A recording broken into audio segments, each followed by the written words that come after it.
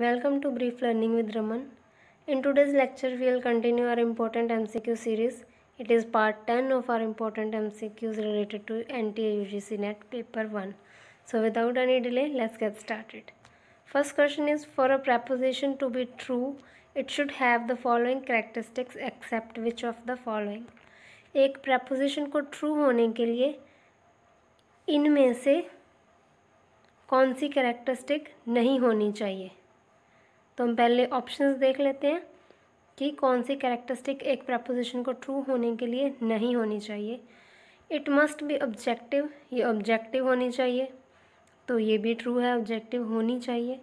It must be in tune with accepted beliefs, ये जो preposition है ये जो भी मान्यताएं हैं उसके अकॉर्डिंग होनी चाहिए। ऑप्शन सी है इट मस्ट बी टेस्टेबल और डी है इट मस्ट बी कंसिस्टेंट। तो बाकी सारी ऑप्शन सही हैं जो कि ज़रूरी हैं एक्स प्रपोजिशन को ट्रू होने के लिए, लेकिन it must be in tune with accepted beliefs, this is not necessary.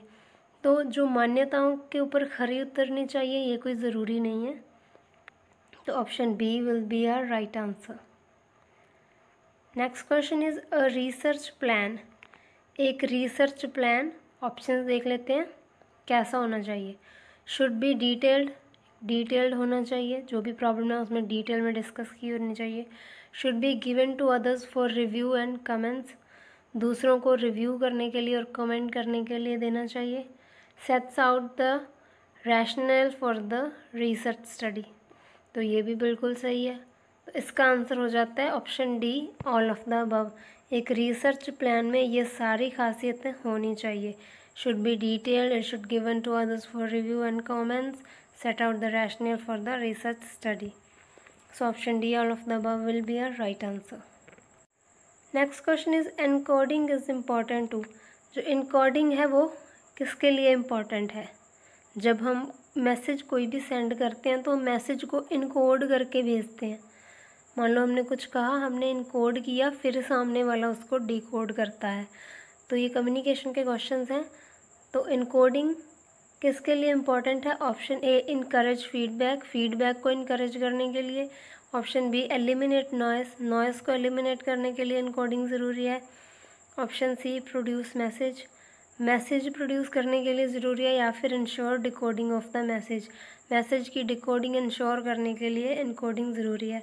तो ऑप्शन सी जो है वो हमारा सही आंसर होगा, क्योंकि इनकोडिंग इनमें से सबसे ज़्यादा ज़रूरी है मैसेज प्रोड्यूस करने के लिए। तो जो भी हम मैसेज देते हैं वो हम सबसे पहले इनकोड करते हैं, फिर सामने वाला उसको डिकोड करता है कम्युनिकेशन में।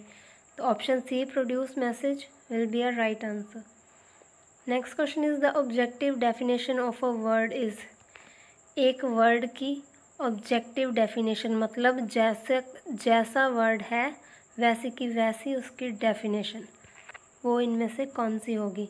Option A indirect meaning, connotative meaning, denotative meaning या फिर डायरेक्ट मीनिंग। इसका सही आंसर है, एक वर्ड की ऑब्जेक्टिव डेफिनेशन होती है उसका डेनोटेटिव मीनिंग, जिसमें कि एग्जैक्टली जो वर्ड है उसका लिटरल मीनिंग बताया जाता है, जैसे कि डिक्शनरी में होता है। तो उसको बोलते हैं हम denotative meaning of the word. Next question is the subjective meaning of the word is its. Subjective meaning क्या होता है एक वर्ड का। ऑप्शन ए डेनोटेटिव मीनिंग, ये तो नहीं है, ये तो अभी हमने किया, ये तो ऑब्जेक्टिव मीनिंग है। Option B indirect meaning, option C antonym या फिर ऑप्शन डी कैनोटेटिव मीनिंग। इसका सही आंसर है ऑप्शन डी कैनोटेटिव मीनिंग। तो ऑब्जेक्टिव जो मीनिंग था उसमें एग्जैक्ट वर्ड जैसे का जैसा है वैसे ही उसका मीनिंग बताया गया है। लेकिन जो सब्जेक्टिव डेफिनेशन होती है, सब्जेक्टिव मीनिंग होता है एक वर्ड का, उसमें उसके साथ इमोशंस जुड़े होते हैं और भी कई चीज़ें जुड़ जाती हैं। जैसे कि होम वर्ड है, इसमें अगर हम इसका डेनोटेटिव मीनिंग देखें तो होम एक जगह है जहाँ पे फैमिली रहती है। लेकिन अगर हम इसका कॉनोटेटिव मीनिंग देखें तो होम एक ऐसी जगह है जहाँ पे आकर इंसानों को सुकून मिलता है, खुशी मिलती है। होम घर के साथ बहुत सी फीलिंग्स जुड़ी होती हैं, तो ये होगा उसका सब्जेक्टिव मीनिंग। तो इसी तरह इन दोनों में यही डिफरेंस है कि डेनोटेटिव मीनिंग एग्जैक्ट जो वर्ड है उसका मीनिंग, और जो कॉनोटेटिव मीनिंग है उसमें उस वर्ड के साथ बहुत सी और भी फीलिंग्स, इमोशंस जुड़ जाते हैं जो कि उसको सब्जेक्टिव बनाते हैं। तो ऑप्शन डी हमारा सही आंसर होगा। I hope it's clear now. Question number 6 is information and communication technology includes. Information और कम्युनिकेशन टेक्नोलॉजी में इनमें से क्या चीज़ें आती हैं? Option A online learning, option B learning through the use of EDUSAT, option C web based learning, या फिर option D all of the above. तो इंफॉर्मेशन एंड कम्युनिकेशन टेक्नोलॉजी है, ये होती है वेब बेस्ड लर्निंग। तो option C will be our right answer. Next question is which is the largest unit of storage among the following. इनमें से storage का सबसे बड़ा यूनिट कौन सा है? आई होप ये क्वेश्चन सभी को आता होगा। Option A TB terabyte, option B megabyte, option C kilobyte, या फिर ऑप्शन डी गीगाबाइट। तो इसका सही आंसर है as we all know option A terabyte. इन सब में से सबसे बड़ा यूनिट है स्टोरेज का। पहले KB, फिर MB, उसके बाद GB और फिर TB। Next question is which of the following institutions launched a knowledge repository eGyanKosh in 2005 that aims at storing and preserving digital learning sources। इस क्वेश्चन का बेसिकली मतलब ये है कि जो eGyanKosh है 2005 में जो लॉन्च किया गया था वो किस इंस्टीट्यूशन ने किया था, जिसका एम था स्टोरिंग और preserving digital learning resources. Option A है IIT Kanpur, option B IGNOU, option C Delhi, या फिर ऑप्शन डी इलाहाबाद यूनिवर्सिटी। तो eGyanKosh 2005 में लॉन्च किया था इग्नू ने। तो option B IGNOU will be our right answer. Next question is the main constituent of LPG is. LPG में मेन कौन सा कॉन्स्टिट्यूएंट है या फिर मेन कौन सी गैस है LPG में? ऑप्शंस हैं A methane, option B butane, option C hydrogen, या फिर ऑप्शन डी प्रोपेन। तो पहली बात तो LPG की फुल फॉर्म है लिक्विड पेट्रोलियम गैस, और इसमें जो सबसे ज़्यादा इसकी जो मेन इसमें गैस पाई जाती है वो है ऑप्शन बी ब्यूटेन। तो LPG में मेनली ब्यूटेन होती है। Next question is the main constituent of CNGs। पहले हमने LPG का बताया, अब CNG का कौन सा मेन कॉन्स्टिट्यूएंट है, मतलब CNG में मेन कौन सी गैस होती है? Option A methane, B butane, C propane, या फिर डी इथेन। तो CNG में जो मेन गैस होती है वो होती है option A methane. So methane will be our right answer. Next question is which of the following natural disaster can occur as a result of the earth internal heat. इनमें से कौन सा natural disaster अर्थ की internal heat के कारण हो सकता है? Option A hurricanes, option B floods, option C earthquakes, या फिर डी टॉर्नेडोज। तो हमें पता है कि अर्थ की इंटरनल हीट की वजह से अर्थक्वेक्स आ सकते हैं।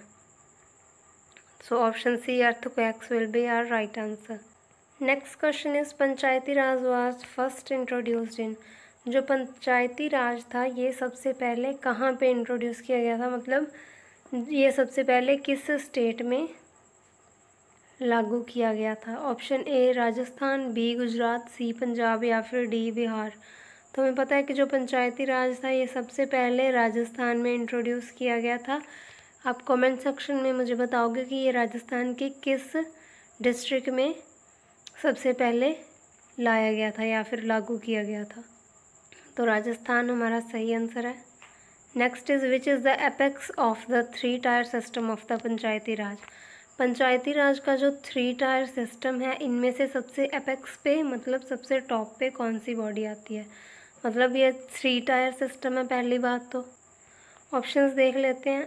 ऑप्शन ए ग्राम सभा, बी पंचायत समिति, सी ग्राम पंचायत, या फिर डी जिला परिषद। तो इनमें से हमने बताना है कि सबसे टॉप पे कौन सी है। तो इसमें हम पूरा स्ट्रक्चर ही देख लेते हैं कि सबसे पहले कौन सी आती है, फिर कौन सी, और उसके बाद कौन से, कि इसका स्ट्रक्चर कैसा है। सबसे पहले आती है विलेज लेवल पे ग्राम पंचायत। तो सबसे नीचे है ग्राम पंचायत, सेकंड नंबर पे ब्लॉक लेवल पे होती है सेकंड टायर, जो उसको हम बोलेंगे जनपद पंचायत या फिर इसको पंचायत समिति भी बोलते हैं। और सबसे एपेक्स पे है जो बॉडी, वो है हमारी जिला परिषद। तो डिस्ट्रिक्ट लेवल पे ही आती है, पहले जो हमारी विलेज लेवल पे आती है ग्राम पंचायत, फिर ब्लॉक लेवल पे आती है पंचायत समिति, और उसके बाद डिस्ट्रिक्ट लेवल पे आती है हमारी जिला परिषद। तो यहाँ से हमें पता चलता है कि जो हमारी अपेक्स बॉडी है पंचायती राज इंस्टीट्यूशन की, ये है जिला परिषद। सो option D Zila Parishad will be our right answer. Next question is who holds the power of judicial review in India. India में जुडिशियल रिव्यू की पावर किसके हाथ में होती है?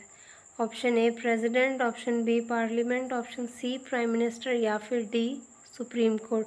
तो हमें पता है कि जुडिशियल रिव्यू की यूनिक जो पावर है ये होती है सुप्रीम कोर्ट के हाथों में। So option D supreme court will be our right answer. Next is which article of the constitution directs the government to organise village panchayat. तो इंडियन कॉन्स्टिट्यूशन का कौन सा आर्टिकल है जिसमें विलेज पंचायत ऑर्गेनाइज करने के लिए मेंशन किया गया है? तो ऑप्शंस देख लेते हैं, आर्टिकल 32, आर्टिकल 40, आर्टिकल 48 या फिर आर्टिकल 51। तो इंडियन कॉन्स्टिट्यूशन का आर्टिकल 40 है वो आर्टिकल जिसमें विलेज पंचायत ऑर्गेनाइज करने के लिए डायरेक्शन दी हुई हैं। तो ऑप्शन बी आर्टिकल 40 जिसमें विलेज पंचायत ऑर्गेनाइज करने के लिए डायरेक्शन दिए हैं will be our right answer. So यही थे आज के 15 questions. I hope this questions are useful for you. Give your precious feedback in comment section. Thank you. Thanks for watching.